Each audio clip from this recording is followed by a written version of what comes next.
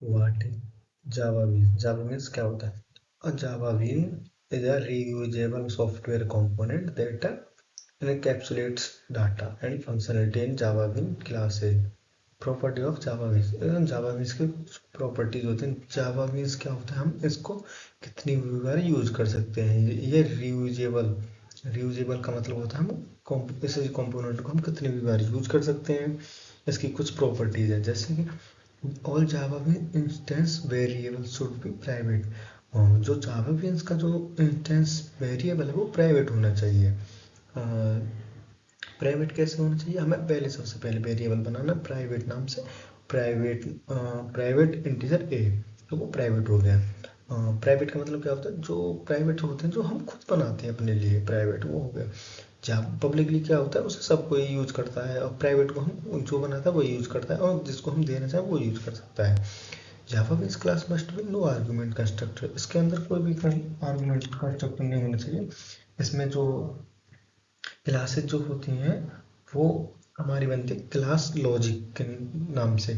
जो हमारा जो सॉरी हाँ लॉजिक के नाम से बनती है। इसके अंदर आता है हमारा करली ब्रेसेस के अंदर बनती हैं। All Java bean properties must है public setter and getter method.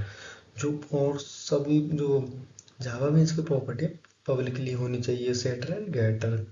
जैसे कि हम बनाते हैं पब्लिक वॉइड सेट ए का मतलब होता है सेटर।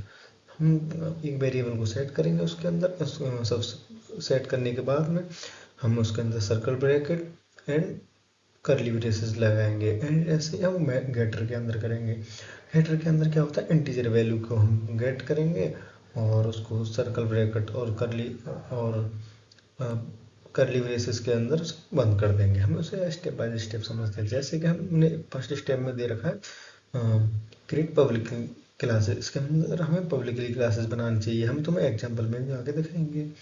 और डिफाइन प्राइवेट प्रॉपर्टी, और जिसकी जो प्रॉपर्टी होती है वो प्राइवेट होनी चाहिए।